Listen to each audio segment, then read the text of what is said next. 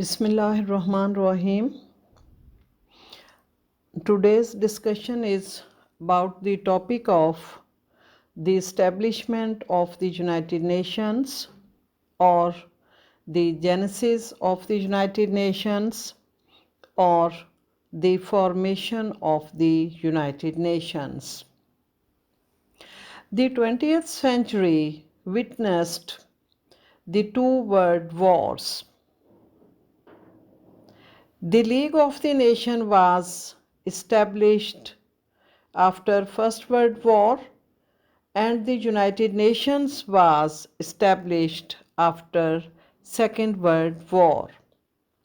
The main function and objectives of the League was to establish peace and security in the world. The failure of the League of the Nations was created circumstances for the Second World War. Failure of the League of the Nations paved the way for origin of Second World War. We have already been discussed causes of the failure of the League of the Nations in detail. The Second World War was proof of the failure of the League of the Nations. The Second World War compelled the nations of the world to settle their disputes peacefully through an international organization. Even when war was ongoing on, the great powers of the world had started making their efforts in this direction. During Second World War, different proposals for a new revised international organization remained continue to save the succeeding generations from the horrible scourge of war. All plannings of private groups and official declaration for the formation of United Nations played their very important role.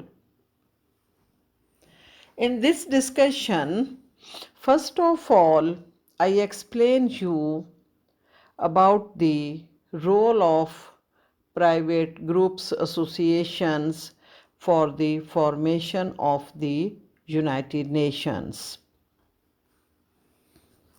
Many existing institutions and organizations devoted time to discuss the problems of peace and future course of international organizations. One of the most significant of the new groups was the Commission to study the organization of peace. It was sponsored jointly by several national organizations in the USA. This commission began its work in November 1939. After 4 years of study and analysis, the commission in 1944 issued a statement on the fundamentals of international organizations. This commission contributed many principles for peaceful settlement of disputes, formation of International Court of Justice, Assembly, Council, Secretariat, Disarmament Commission, Special Commission for Human Rights, and Technical Welfare Agencies. In addition, there should be provisions for a trusteeship system over non-self-governing peoples and machinery for collaboration with regional international organizations. Next most important contribution in this regard was the establishment of the Universities Committee on Post-War International Problems. This committee also served to collect opinions from members of faculties of American universities and colleges. Approximately 100 faculty groups at various institutions of higher learning cooperated with this committee and sent their reports to the committee after the analysis of different problems.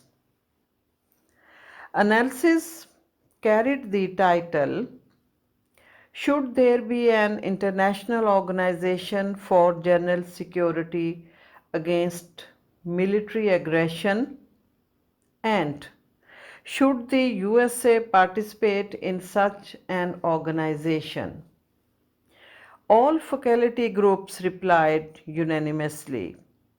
They agreed that a post-war international organization should have an international police force to back up moral, economic, and military sanctions and international disarmament. In this discussion, another most prominent development was issuing a design for a charter of international organization. The design created agencies, procedures, and methods by which solutions might be sought in the future according to the wisdom of the time.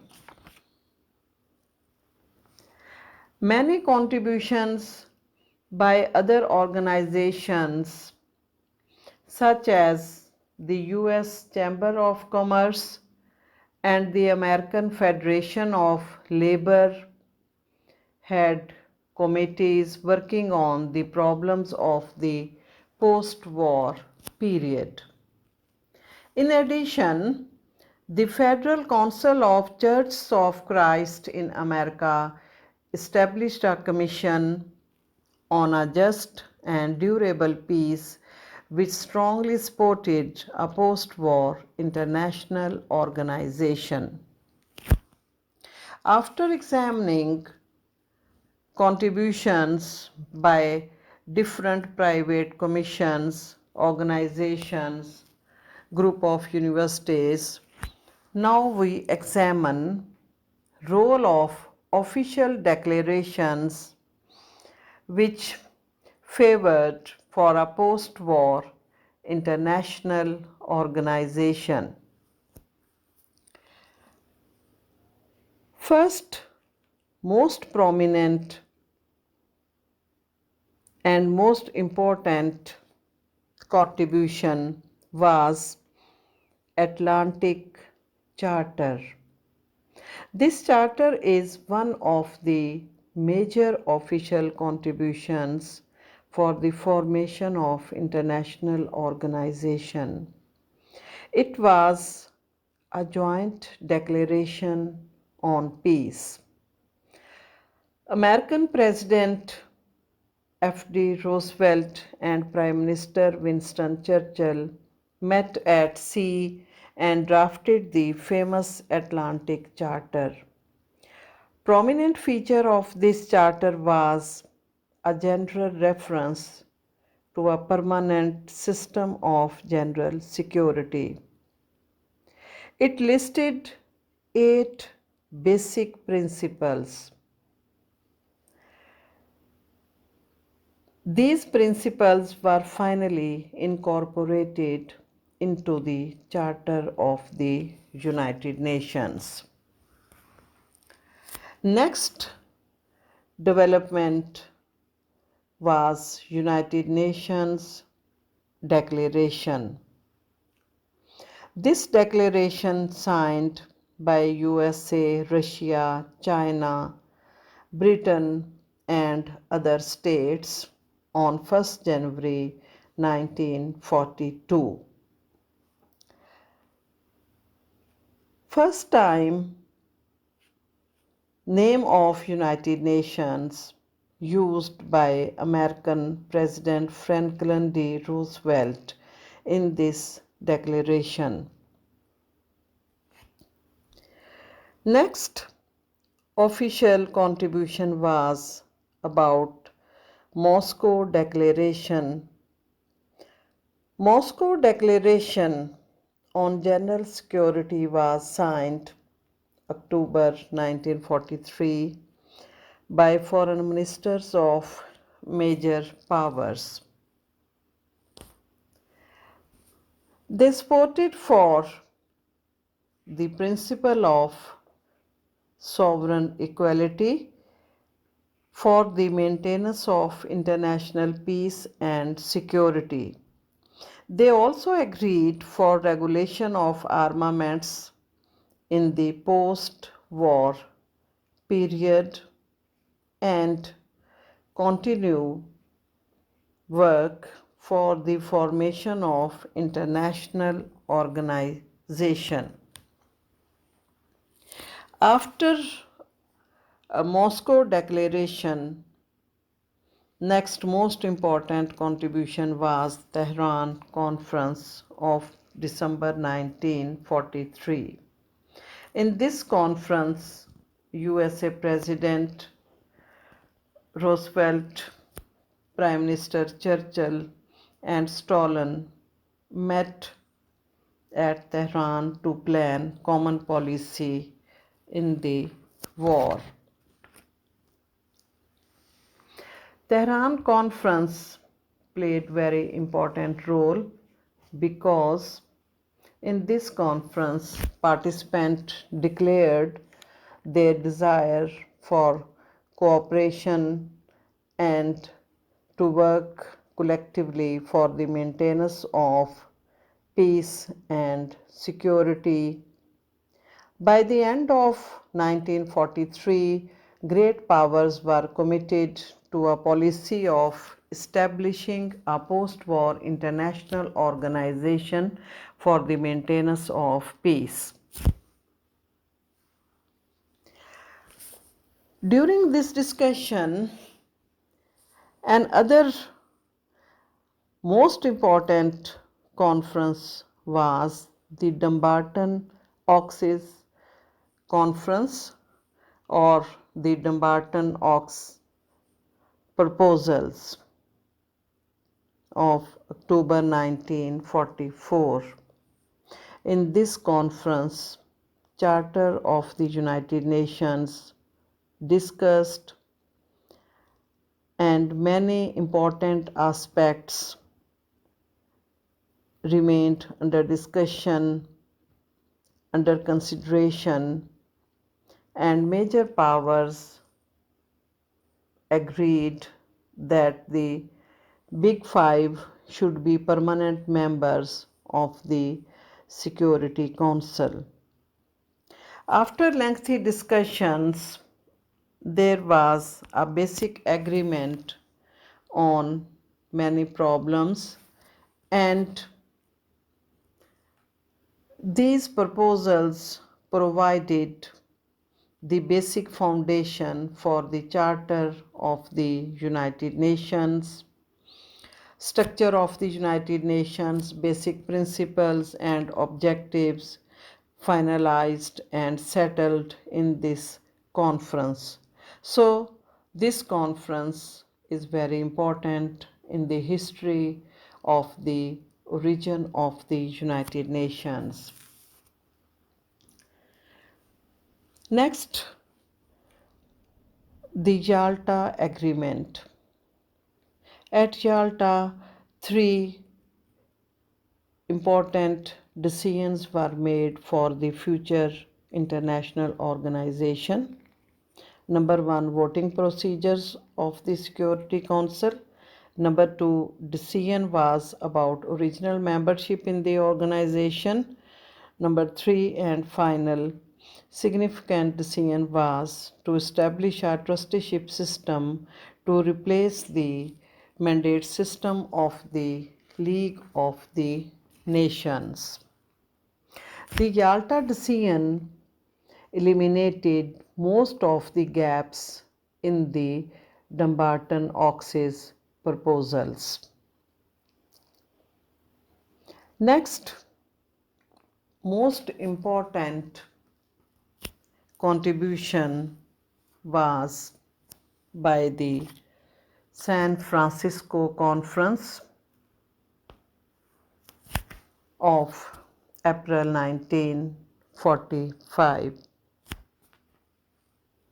The San Francisco Conference finally prepared the Charter of the United Nations. This conference was a milestone in the history of the United Nations. In this conference, Charter of the United Nations was signed on 26 June 1945 by the representatives of 50 countries. Poland was not represented at this conference and signed it later and became one of the 51st original member of the United Nations.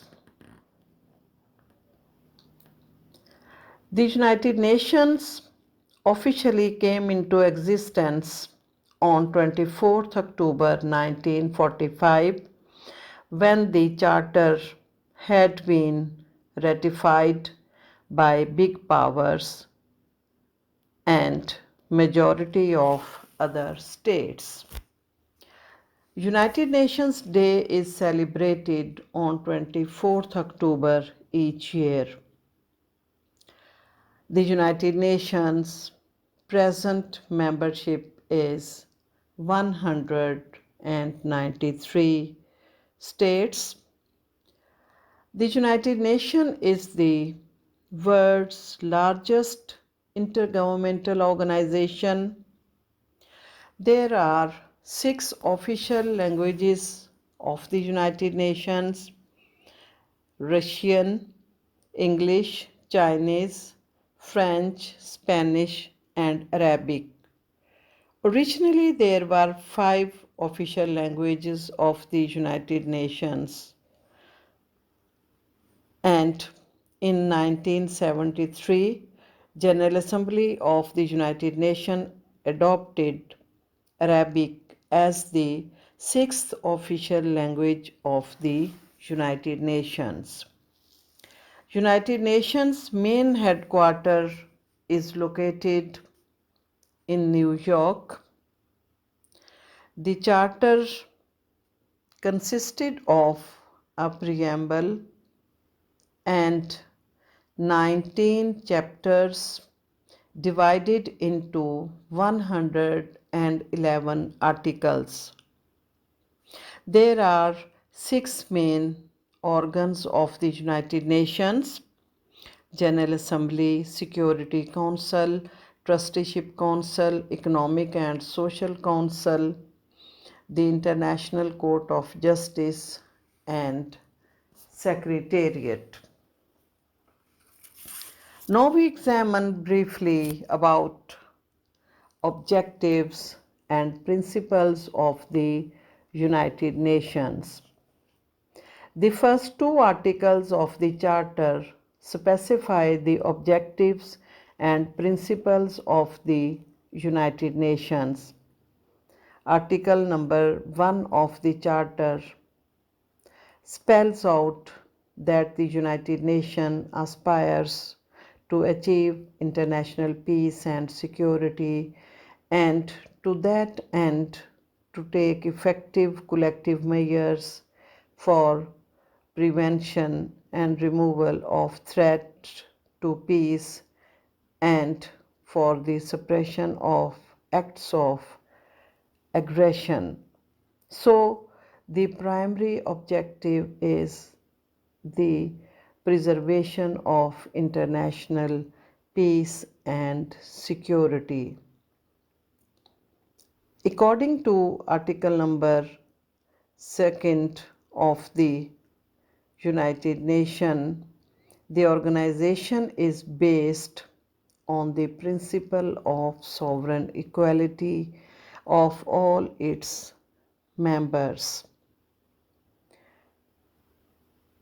International cooperation through resolving international problems and to promote social progress, better living standards, and human rights and fundamental freedoms. All these are important aspects of the United Nations. The organization also responsible to promote economic, social, cultural cooperation among member states. So, finally, we can mention here that formation of the United Nations as a second international organization after the League of the Nations was a landmark in the history of international organizations, not only in the history of international organization but also in the history of international relations and in the history of world politics. So that is end of our today's discussion.